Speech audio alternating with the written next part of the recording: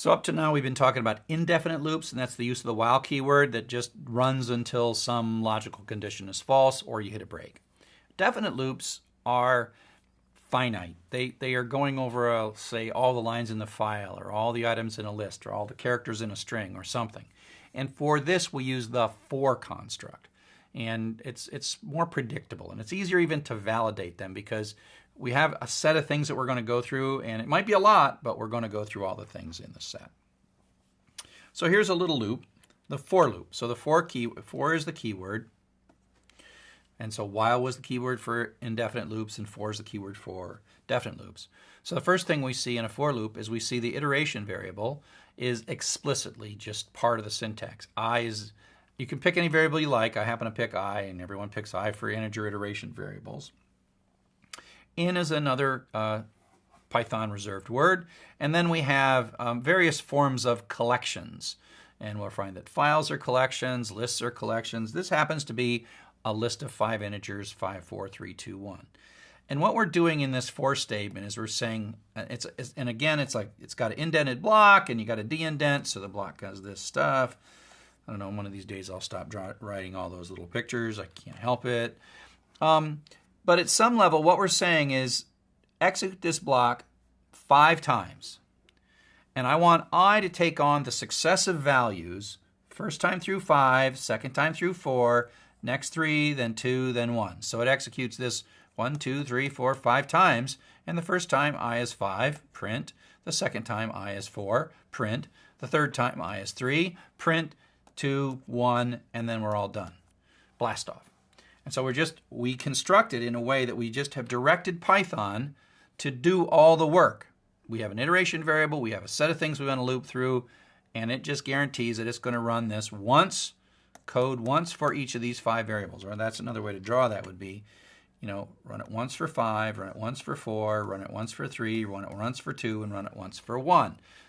5, 4, 3, 2, 1, blast off. Right? So that's very definite. Python takes care of everything for us. We don't have to have a logical condition to stop or anything like that. It's really quite nice. This doesn't have to be a list of numbers. This is a list of strings. And so I put this in a variable. And this is where you got to be careful because I named it friend and friends, which makes perfect sense, but don't believe for a moment that Python understands what plurals are.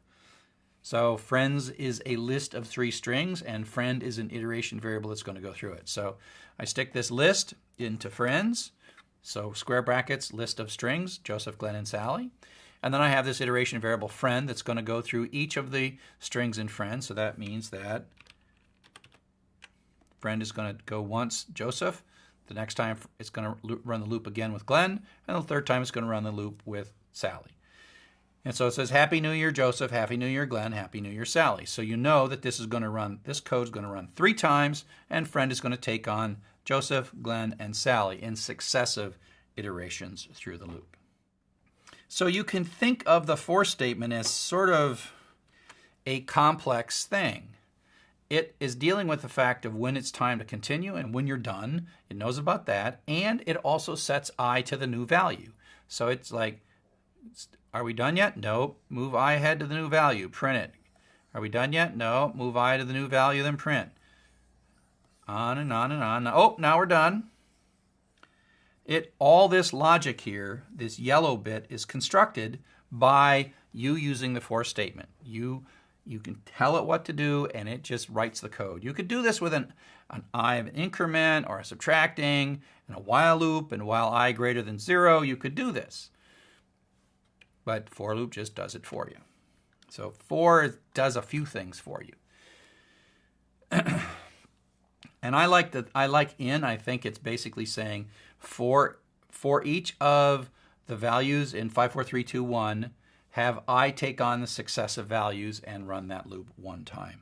And that's the in. I think the in is a well thought through Python keyword, because that's how I think of it. If you're a math person, think of it, the member of function. I think that's the member of. Boy, it's been a while since I did set theory. I think that's member of. So here's an interesting thing.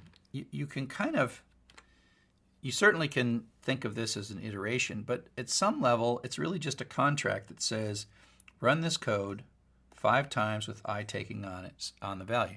So you hardly know the difference between it saying I equals 5, print I equals 4, print I equals 3, print I equals 2, print I equals 1, print I. So in a sense, this is what happens, meaning that the for loop is telling us how long we're going to run, and it's managing the successive values of I to make sure that our happy little line of code gets executed 5 times with the right value of I. That is the job of the for statement. The for statement takes care of all this for us. So that's one way to think about the for statement.